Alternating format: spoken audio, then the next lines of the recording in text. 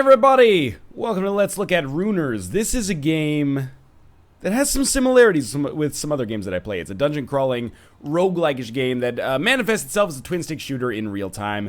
Not unlike maybe a Wizard's Lizard meets Nuclear Throne in some ways, but rooted in that kind of like fantasy sword and sorcery type thing where you play as a knight, or you play as a necromancer, or you play as a paladin, etc., etc. I've invested about an hour so far, and I wanted to mention that right off the top. Like I always do, but in particular because this is a game that seems to get a lot deeper and deeper as you go along. I feel like I've just scratched the surface, and that may color my impressions somewhat, because this is a game that seems to kind of like blossom the more and more you play. When I originally started playing it, I was like, man, the information overload. I don't really know what's happening on the screen at all, and to some extent I still don't, but I've started making progress. The core of the game, beyond this like twin-stick shooting gameplay, twin-stick shooting, it kind of sends the wrong message. You'll see once we get in. Twin-stick spellcasting, there you go. It's coined an entirely new genre name. Is the ability to create spells. You can see up in the top left here, it says 13 out of 285 spells discovered. Basically, all of these question marks are recipes that are undiscovered. There's a crafting system, but it's not really a very formal crafting system like in some other games. Basically, you have like a combiner. You'll find runes on the ground. You'll punch those runes into the combiner, and that'll make a spell. So there's 285 spells here. I've only discovered 3 of the ones, except for the 10 that you start with, I believe. It also has a little bit of a Dungeons of Dreadmore thing going on here. I'll show you when we get started. We'll play on regular mode, because why not? I'm actually, like, I'm not proud of my leaderboard scores, but at least I'm not in last, is what I maybe will say about this so far. There are people that are worse than me at this game. Speaking of information overload and the Dungeons of Dreadmore type thing going on, what I meant by that Dreadmore comparison is just that there's a lot of different kind of starting permutations and conditions. You have a passive ability that you can start with, or you have a class. Well, and you have a class, I should say. So your starting ability, let's just pick something random here. Blessing of the Human gives you plus 5% to all stats. Blessing of the, or Curse of the Shade gives you a bullet in a random direction every 0.15 seconds that does 2 damage, plus 0.25 damage for every floor discovered. Get used to those numbers, there's going to be a lot of them on the screen. Blessing of the Dryad, 80% of all damage taken is healed over 20 seconds, but your damage taken is increased by 200%. You can see that these are, you know, pretty enormous impacts that can happen. Why don't we roll with just Blessing of the Human to start with, because it's passive and simple. Now for class, there's a variety of different classes as well, like Bard, for example. What you want to look for here is that thing on the right, the bottom right, that says Distracting Melody. This is going to be their class ability. So for 5 seconds, he plays a song and nearby enemies are stunned. Seems very useful. What about Rogue Magus? Fires 2 current spells with no cooldown. That doesn't seem that useful for most of the spells that I run. Barbarian, shout and throw a weapon in front of you. The shout slows enemies by 25% for 5 seconds, and the weapon pierces through enemies, dealing damage. Upon hitting the wall, the weapon stuns all nearby enemies for 3 seconds. That's a long one. Why don't we just roll with something a little bit more simple? Like, I like the zombie one, or the Swamp Mummy. Blocks all damage for the next 4 seconds. That's very easy to understand. It basically gives us a 4-second long shield through which we take no damage. And we could choose which spell to start with. I'm going to go with Mind Spike. A lot of basic stuff going on here. Like Kindle is just a fireball. I'm pretty sure Droplet is just a fireball made of water. Magic Missile and Kinetic Bolt are basically just things you shoot out of your hands. I'm assuming Chaos Bolt is the same. Mind Spike has like a little bit of that Polyphemus effect where it actually travels through enemies, which I think is important to note. So this is the game. I'm gonna be firing pretty much consistently here. You know what? I'm gonna take a second and I'm actually gonna raise the volume. It's one of the few games where the volume actually seems to be lower. You can sorta hear it a little bit better there. But you're not really missing out on much, because one thing I want to talk about, probably the biggest negative I have about the game, is its presentation and its audiovisual stuff. Its audiovisualness, if you will.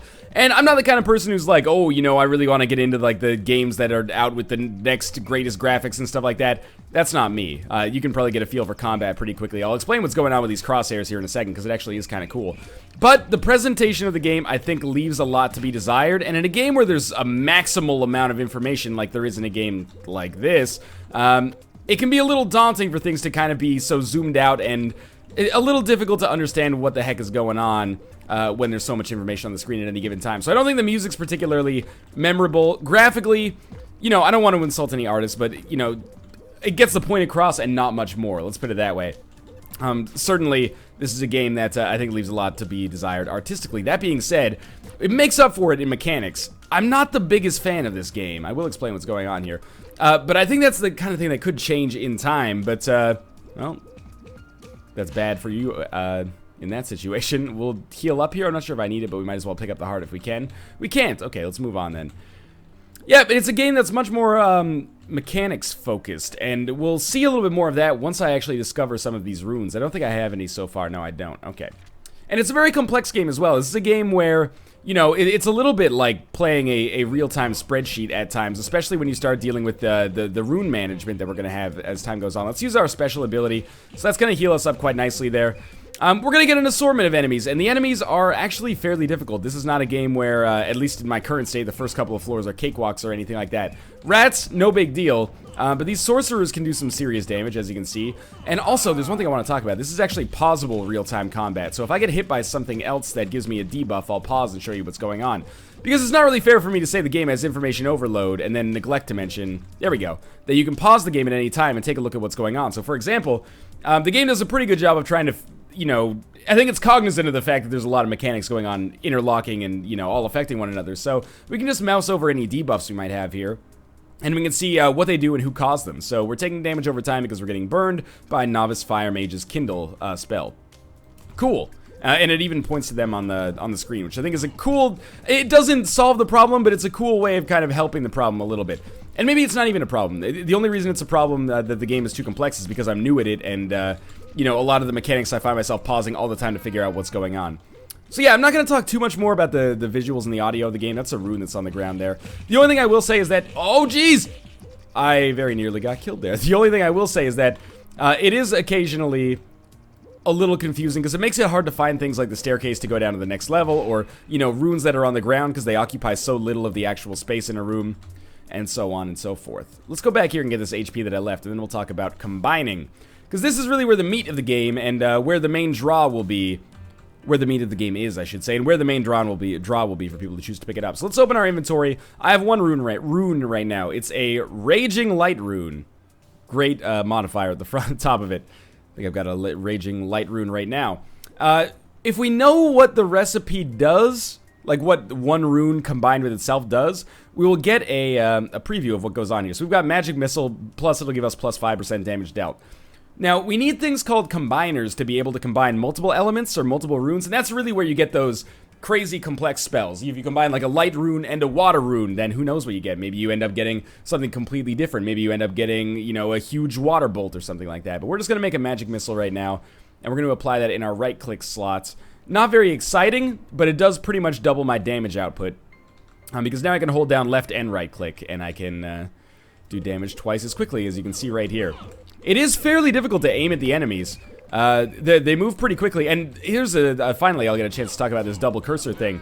And originally I was like, what's going on with this double cursor? Is this like a left click, right click, both have different crosshairs or something like that? And I wouldn't necessarily say mad, but I was like, oh, that's a dumb decision. But what it actually is there's enemies that have kind of subtle debuffs, and there's an enemy in here. It's this guy kind of clinging to the wall here. If I pause, you can see, confused at your aiming position. This is a debuff caused by Floating Brain's mind tricks. And when I saw that this is actually caused by an enemy and not something that was put in as like a design quirk or something like that, I was like, oh, that's kind of cool. And that's pretty much what my experience with Runers. I had a little rage sometimes when I was playing the game, but that's my experience with Runers so far has been. Initially, confusion, overwhelmed by the insane amount of information, not really thrilled with the presentation, but then I'd play a little bit longer and I'd you know, create a cool spell and actually be able to get some success, and I'm like, oh, you know what? I get how some people will be into this. That's a double combiner there, so next time we get 2 runes, we'll try to create a brand new spell. And I think we finished this room. Do we have 2 runes? We do have 2 runes. We have a Dark and a Shock Rune of Wonder, so let's try this. If we just have a Dark Rune, that gives us Corruption, which is just like your standard casting spell there. If we use the Shock Rune of Wonder, that just gives us like standard Lightning, yeah. But if we combine them both, we should get something completely different that we're not aware of, so we can't get a preview. So what do we get? Lightning Spear. That seems pretty useful. It thrusts a short-range spear made of lightning. Mini stuns the target. So we'll equip that. And we can put our other spell in that other hotkey if we want to. It seems like an awkward hotkey to have to hit 1 all the time. In fact, why don't we actually put our lightning... What's the cooldown on it? 0.48 seconds. That's pretty quick, actually. It seems pretty badass, though. It's doing a lot of damage. So yeah, that's where the magic in this game lies. At least from what I've seen so far, that's where the magic in this game lies. Is in that ability to concoct your own kind of experiments and stuff like that. And I'm really glad, or concoct your own kind of spells, I should say. And I'm really glad that I didn't write it off based on its presentation style, or the fact that it can be a little hard to get into. Like, the tutorials, I don't think do a fantastic job. Tutorials, man, kind of a soft spot for me, because oftentimes I don't really want to, like, seek out an outside source. So if I play a game and the tutorial's shitty, I'm just like, well, hope I can figure it out for myself pretty much instantly, or I'm basically done. I think tutorial design is one of the most, like, overlooked elements of game design, at least for people like me. I don't know if maybe I'm in the minority when it comes to stuff like that, but anyway, I'm getting sidetracked a little bit. It's so nice, though, to have a tutorial that's good and entertaining, because if a tutorial's good but not entertaining, then it feels like, you know, bad schoolwork or something like that. If a tutorial's entertaining but it's not very good, when you actually get into the game, you're like, I don't understand what's going on. But if a tutorial is both good and entertaining, then you learn enough about the game to start having fun yourself immediately instead of having to, you know, self-teach yourself for 45 extra minutes or something like that, which is kind of what happened here. But I'm harping on something that is not necessarily that important in the whole scheme of things. There's another rune left here that I missed. There we go. Do we still have our combiner, or do we? I think you use it when it's, yeah, when you use it once, it's gone. You can also make a triple combiner yourself from 4 double combiners, but I mean, you get a much more powerful spell, but obviously you're losing double combiners in the process that you could use to make less powerful spells. Anyway, yeah, I am glad the more that I've played of this that I didn't just write it off immediately. So we have a surprise assault here. This is basically a challenge room. You notice I haven't talked that much about the Binding of Isaac so far. It really doesn't feel that Isaac-y. It feels a lot more like a Wizard's Lizard, actually. But I compared a Wizard's Lizard to Isaac like crazy, so maybe I don't know what I'm talking about. Anyway, these are challenge rooms. If we walk over that rune, it gives us a surprise assault. And surprise assault, oh, in this case, means that we have to dodge all of these incoming shots, which is... Oh, I leveled up. I didn't die, but I leveled up. And this is where the nuclear throne comparison comes in, by the way. Have knowledge of rooms. The maximum and minimum room levels for light and dark runes are -9 to 11. Default is -10 to 10. If there's another thing that I would knock the game for a little bit, it is really complex with the numbers here. There's a lot of interlocking mechanics, it seems, and a lot of, like, arithmetic work behind the scenes. It's not just like a Binding of Isaac type thing where you have like 4 attributes. There's other stuff at work here, which is good, but sometimes bad. When your life drops below 5%, stun all enemies for 5 seconds. I think I kind of like have knowledge of future rooms. So we failed the challenge. You had to not get hit at all. It seems like if I'd used my class ability, that Q ability, that could have worked out really nicely for us. Truth be told, this is actually probably the most powerful run I've ever had right now. This lightning spear seems super useful. And way more high damaging than any of those single rune spells. So we'll be on the lookout for another combiner, hopefully. And if we can get that, if we can get a couple more combiners, I would love to be able to fabricate a triple combiner and make like our first high-level spell. So this is what I mean when I say that the staircase is sometimes hard to find. There's 10 levels. Much like Dungeons of Dreadmore, I guess, but the staircase can sometimes be very difficult to see. I'm gonna farm this last room. There is an experience mechanic. That's how we leveled up, in case it wasn't 100% clear, although it probably was if you've played, you know, any RPG over the course of your entire life. I will admit that I have an inherent bias against these kind of like RPGs that are maximalist. Old school might be another way to put it as well. When it comes to these kind of games, I'm much more of a proponent of minimalism, and I recognize that that's very much a personal issue. Like, even Dungeons of Dreadmore, I like a lot. I like to kill these brain guys first, just because the crosshair is so annoying. It really does trip you up. The double crosshair, I should say. But anyway, I really do like Dungeons of Dreadmore, but there are times when I get exhausted playing it just because there's so much thinking that goes into it. And, you know, I open myself up for, like, you know, Northernlion, you're an idiot, but just because a game is simple doesn't necessarily mean it's a casual game or a game that's easy. Like chess, for example. Chess is a very simple game. Can we not get through this door? Oh, there's an enemy left. Okay. Chess is a very simple game, but it's a game that has some intense strategy. And I think the same can be said for something like Isaac, even. It's a simple game, but there's a lot of strategy that goes on in it. It's just very easy to tell what the mechanics are and how to interact with them. Games like this, games like Dreadmore, they're a little bit more maximalist. So I don't say that to say that it's a bad thing, rather just know what you're getting into going in. FTL is another example of one that's kind of more minimalist. You know, you don't look at the value of weapons and stuff like that beyond just, you know, how much do they cost, how much power do they use, and what's their effect. Here we've got all sorts of rune values and you know, elemental damage types and stuff like that.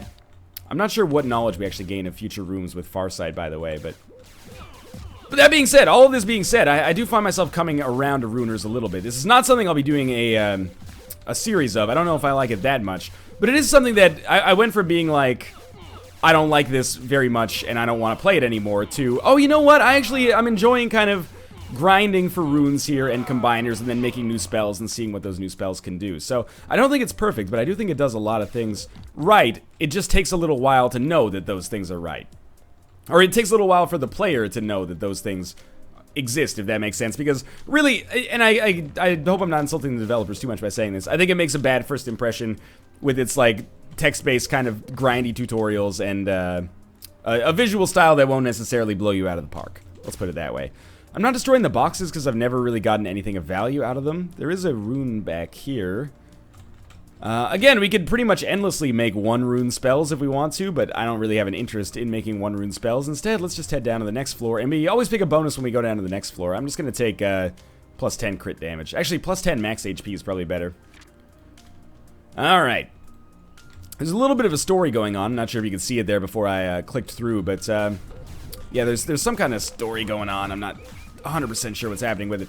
The debuff is, like, on those guys that chase you down is super annoying and can very, very easily get you killed. Those orange clouds, I believe, are, they're either, like, sludge or fire. It's kind of hard for me to tell. Confused at your aiming position, so there is a floating brain in here. The auras, you know, they leave a little bit to be desired in terms of visual style as well. I think it's just a movement speed debuff. Is that true? Yeah, okay, let's walk in here.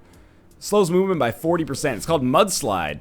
The fire looks like the mud, looks like the ice. They're just slightly different colors. Which, again, you know, it all ties back into that same kind of criticism I've had for a long time over the course of this episode. But anyway, let's hope that we can get some combiners soon. I'd at least like to make one more second level spell, so that we're not just using, like, Lightning Strike and Magic Missile. Not Magic Missile, sorry. Lightning Strike and Mind Strike. Lightning Spear and Mind Strike. I can't remember. Fantasy games, man. It's the nomenclature, you gotta be a little bit more flexible on. Let's get that HP. Runs seem to be a little bit on the long side as far as these, like, roguelike-ish game goes. Or roguelike-ish games go. You know, not like a 10-hour-long RPG, but the first floor, which is the only floor that I've ever completed, usually takes me around 10 or 15 minutes. So if you extrapolate that out, bare minimum, you're probably looking at, you know, 10 minutes times 10 floors, over an hour a run, almost 2 hours. I would probably say more than 2 hours, actually, but it's hard to say that with any kind of authority, since I don't have any kind of authority on the subject. The other thing is, beyond those challenge rooms, there are boss fights. I haven't experienced one, I think. Oh my god. I have experienced some tough enemies, and some enemies that took, you know, maybe 10 times more HP, or they took 10 times as many hits as your standard enemies do. But I don't know if it was a boss, because I died against it. So there's a rat's nest here, which is super annoying. I'm trying to take it out. The good thing about Mind Strike, our ability that we started with, is that the bullets actually travel through objects. The bad thing is that they don't do very much damage. So in 4 seconds, I'll have some defensive capability. So yeah, I can just run in here and finally take out these dudes throwing these axes at me. Good Christ. Alright, we leveled up again. Reduce the cooldown of your class ability by 7%. So what's 7% of a minute? Like 4 seconds? It's not really that big of a deal to me. Reduce the effects of room auras. Every room, well, many rooms have an aura. Sometimes it can be lower move speed or enemies have more HP. Every 50 seconds, summon an Arcane Guardian that rotates around you and can hurt enemies. That seems good. Whenever you have a status effect, gain 20% armor. Let's take Arcane Guardian. That seems interesting. We may not be alive much longer. Is this the... Oh, jeez. That is the Arcane Guardian following us around right now. Oh, that's a... I guess that must be a portal that spews out enemies. I think there's a pretty decent chance we actually end up dying on this room. I'm gonna try not to. HP, relatively easy to come by, but I've taken some dumb damage. Oh, there's a little bit on the ground right there. I also wish you had a little bit more of, like, magnetic pickups. Like, it was a little bit easier. You didn't have to walk pretty much directly over an item to pick things up, but maybe that's something that comes in a trait. That's the thing with, you know, looking at games like this. Sometimes you you say, like, I wish you could do this in this game, and then it ends up actually being, like, a bonus feature that you can get. I guess you could say, like, hey, I wish that wasn't a bonus. I wish it was just kind of, like, built into the game, but, you know, it makes sense if it improves you that it would be a bonus, I suppose. Maybe it doesn't exist. That's the other thing. We're still surviving here, but it is getting close. One thing that people are probably thinking about that I haven't tried myself is, like, well, if you're close to death in a situation like this, why not just, like, not enter a room... Oh, it's bad. I'm gonna die. Why not just, like, not enter a room until your 30 seconds are up? That's probably something that you could maybe do. I haven't seen, like, anything that seems to suggest that that wouldn't be feasible, but, at the same time, it also seems like a very tedious way to play the game. So that was a 780-second long run. Is that, what, like, exactly 13 minutes? I did unlock a new spell. We'll quit here. I don't think that's my best score ever. Let's, take a look at the leaderboards. Mo. Oh, I didn't mean to do that. Let's go back for a second. Regular. No, it was a little bit below my best score. What's the best score of all time? It's like over 1 million. That's gonna do it for my Let's Look at Runers. I know it's probably a little bit on the short side, but I think I got across what I wanted and needed to say about the game. One thing I will say is that this is the kind of game where I feel like it's almost like a Paradox grand strategy game. I feel like the majority of people who play this will have like under 2 hours because they'll be like, oh, I don't get it and I don't like the presentation and that's turned me off. Or they'll be like above 20 hours. Those people will, you know, get over those initial hurdles that make it a little bit inaccessible, and then they'll craft some kind of super sweet spell, and they'll start building up that, you know, spell discovery book, and they'll start having a really good time with it. I'm sort of wavering in between them. I don't think I'll spend too much more time with Runers, but I appreciate the idea it's trying to come out. And I think, despite making a bad first impression, it's a, you know, don't judge a book by its cover. It's actually surprisingly interesting. That being said, yeah, I do have some foibles with the game that maybe make it not my favorite roguelike-ish game ever made. That being said, if you are interested in Runers, despite the caveats that I mentioned in this video, you can check it out on Steam. It's $7.50 for its opening week sale, $10 after that, and it is not in early access. As always, thanks for watching. If you enjoyed the episode, click the like button. Helps out a great deal, and of course, subscribe if you want to see more in the future. Thanks for watching, and I'll see you next time.